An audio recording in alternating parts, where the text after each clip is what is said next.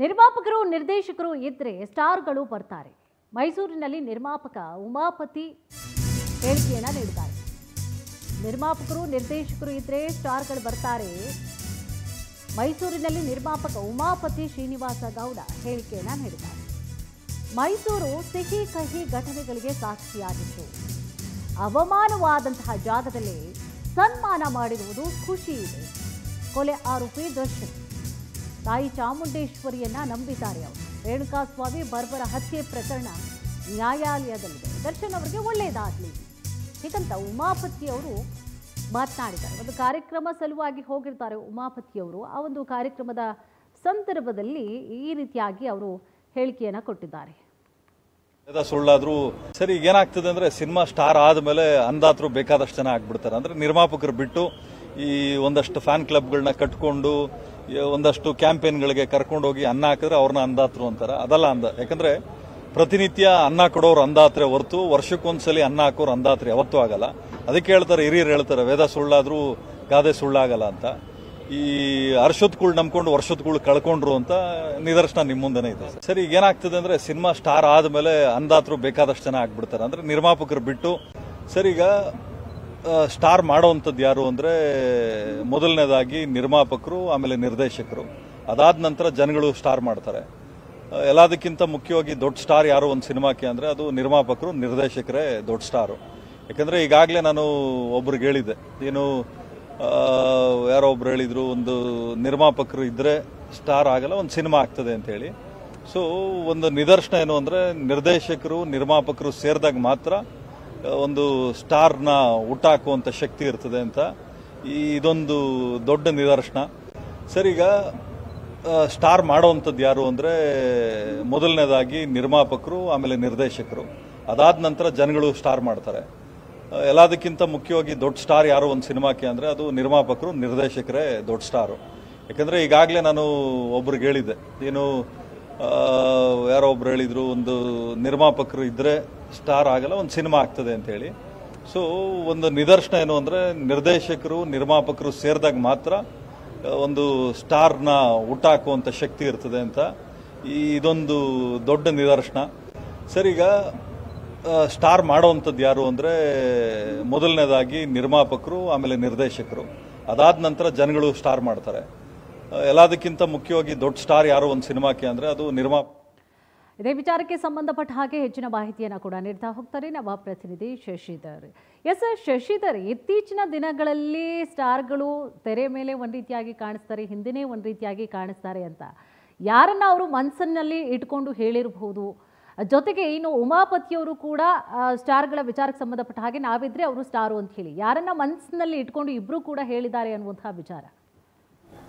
ಕುಸುಮ, ಯಾವುದಾದ್ರೂ ಒಬ್ಬ ವ್ಯಕ್ತಿಗೆ ವಯಸ್ಸಾಗ್ತಿದೆ ಅಂತಂದರೆ ಆತನಿಗೆ ಪ್ರಬುದ್ಧತೆ ಬೆಳಿಬೇಕು, ಅದ್ರ ಜೊತೆ ಸಮಾಜದ ಕಳಕಳಿ ಕೂಡ ಬರಬೇಕು.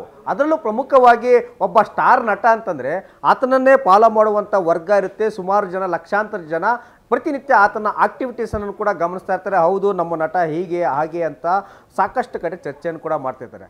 ಆದರೆ ಒಬ್ಬ ದರ್ಶನ್ ನಿಜ ಜೀವನದಲ್ಲಿ ಯಾವ ರೀತಿಯಾಗಿದ್ದಾರೆ ಅಂತಂದರೆ ಆತ ಮಾತೆತ್ತಿರೆ ಸಾಕು, ಅಮ್ಮ, ಅಕ್ಕ, ಸೂಮಗ ಅಂತ ಹೇಳೋದು, ಮತ್ತು ಬಾರ್ ಆ್ಯಂಡ್ ರೆಸ್ಟೋರೆಂಟ್ ಹೋಗಿ ಗಲಾಟೆ ಮಾಡೋದು, ಎಂಟಿನ ಬೀದಿಗಳಲ್ಲಿ ಹೊಡೆದಾಡೋದು, ಮನೆ ಮುಂದೆ ಯಾರಾದರೂ ವಾಕಿಂಗ್ ಬಂದರೆ ನಾಯಿ ಕಚ್ಚಿಸೋದು, ಮತ್ತು ಅದೇ ರೀತಿಯಲ್ಲಿ ಕೂಡ ಇನ್ನೊಬ್ಬ ಪರಸ್ತ್ರೀ ಸಂಘವನ್ನು ಮಾಡಿ ಕೊಲೆಗಳನ್ನು ಮಾಡೋದು, ಈತನನ್ನು ಯಾವ ರೀತಿಯಾಗಿ ನಟ ಅಂತ ಒಪ್ಕೋಬೇಕು ಅಂತ ಹೇಳ್ಬಿಟ್ಟು ಸಾಕಷ್ಟು ಚರ್ಚೆಗಳು ಕೂಡ ಆಗ್ತಿದೆ.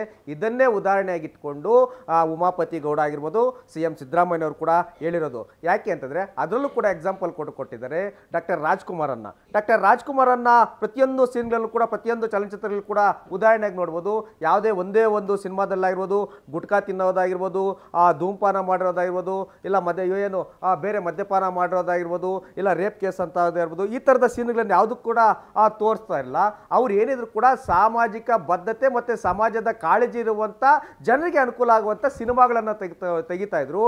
ಅದನ್ನು ಫಾಲೋವನ್ನು ಮಾಡಿ ಅವರಿಗೆ ಈ ಇಲ್ಲಿವರೆಗೂ ಕೂಡ ಕೋಟ್ಯಾಂತರ ಜನ ಅಭಿಮಾನಿಗಳಿದ್ದಾರೆ. ಆದರೆ ಅಂತಹ ನಟರು ಆ ಥರ ಸಮಾಜಕ್ಕೆ ಮೆಸೇಜ್ ಕೊಡುವಂಥ ನಟರು ಇತ್ತೀಚಿನ ದಿನಗಳಲ್ಲಿ ಬರ್ತಲ್ಲ. ಇವತ್ತು ನಟ ದರ್ಶನ್ ಕೂಡ ಪ್ರಾರಂಭದಲ್ಲಿ ಹೇಳ್ಕೊಡ್ತಾ ಇದ್ರು ಏನಂತಂದರೆ, ನಾನು ಲೈಟ್ ಬಾಯ್ ಆಗಿ ಬಂದೆ, 100 ರೂಪಾಯಿಗೆ 50 ರೂಪಾಯಿಗೆಲ್ಲ ಕೂಲಿ ಮಾಡಿದ್ದೀನಿ, ನಾನು ಹಂಗೆ ಸ್ಟಾರ್ ಆಗಿಲ್ಲ, ನಾನು ಹಂಗೆ ಹೀರೋ ಆಗಿಲ್ಲ, ನಾನು ಕೂಡ ಸಾಕಷ್ಟು ಕಷ್ಟಪಟ್ಟು ಬಂದಿದ್ದೀನಿ ಅಂತ. ಆದರೆ ಆ ಒಂದು ಕೂಲಿಯನ್ನು ತೆಗೆದುಕೊಳ್ಬೇಕಾದ್ರೆ, ಲೈಟ್ ಬಾಯ್ ಕೆಲಸ ಮಾಡಬೇಕಾದ್ರೆ ಆತನಿಗೆ ಜೀತ ಕೊಡ್ತಿದ್ದು ಬೇರೆ ಯಾರು ಅಲ್ಲ, ಸಿನಿಮಾಗಾಗಿ ಬಂಡವಾಳ ಆಗ್ತಿದ್ದಂಥ ನಿರ್ಮಾಪಕರೇ ನಮ್ಮ ದೇವರು ಅಂತ ಹೇಳ್ಬಿಟ್ಟು ಪ್ರತಿಯೊಬ್ಬ ನಟರು ಕೂಡ ಹೇಳ್ತಾರೆ. ಯಾಕಂದರೆ ಅವರೇ ಅನ್ನದಾತರು. ಸಿನಿಮಾದಲ್ಲಿ ನಟನೆ ಮಾಡುವಂಥ ಎಲ್ಲರೂ ಕೂಡ ಇವ್ರು ಏನಿದ್ರು ಕೂಡ ಬಣ್ಣ ಹಚ್ಕೊಂಡು ತೆರೆ ಮುಂದೆ ನಟನೆ ಮಾಡೋದಷ್ಟೇ ಅವ್ರ ಕೆಲಸ. ಅದನ್ನು ಫಾಲೋ ಮಾಡಿ ಸಾಕಷ್ಟು ಜನ ಅಭಿಮಾನಿಗಳಿರ್ತಾರೆ. ಹಾಗಾಗಿ ಆತ ನಿಜ ಜೀವನದಲ್ಲಿ ಯಾವ ರೀತಿಯಾಗಿರ್ತಾನೋ ಸಿನಿಮಾದಲ್ಲೂ ಕೂಡ ಅದೇ ರೀತಿಯಾಗಿರಬೇಕು. ಆದರೆ ಇತ್ತೀಚಿನ ದಿನಗಳಲ್ಲಿ ಆ ರೀತಿ ಯಾರನ್ನು ಕೂಡ ನೋಡಿ ಅವರ ಥರ ನಾವು ಫಾಲೋವನ್ನು ಮಾಡಿ ಅವ್ರ ಜೊತೆ ಜೀವನ ಮಾಡುವಂಥ ಉದ್ದೇಶ ಯಾರಿಗೂ ಕೂಡ ಇಲ್ಲ. ಯಾಕಂದರೆ ಒಬ್ಬ ಹೀರೋ ಆಗ್ತಿದ್ದಂಗೆ ನಟ ದರ್ಶನ್ ಹೇಳ್ತಾರೆ ಏನಂತಂದರೆ, ಒಂದು ಸಿನಿಮಾ ಕ್ಲಿಕ್ ಆಗ್ತಿದ್ದಂತೆ ನನಗೆ ಯಾವ ನಿರ್ಮಾಪಕರು ಬೇಕಾಗಿಲ್ಲ, ಹೀರೋ ಇದ್ರೇನೆ ಎಲ್ಲ ನಿರ್ಮಾಪಕರು ಬರ್ತಾರೆ, ಸಾಕಷ್ಟು ಜನ ನಿರ್ಮಾಪಕರು ನಾನು ಹುಟ್ಟಾಕ್ತೇನೆ, ನನ್ನಿಂದ ನಿರ್ಮಾಪಕರಿದ್ದಾರೆ ಅಂತ ಹೇಳಿಕೆಯನ್ನು ಕೊಟ್ಟಿದ್ರು.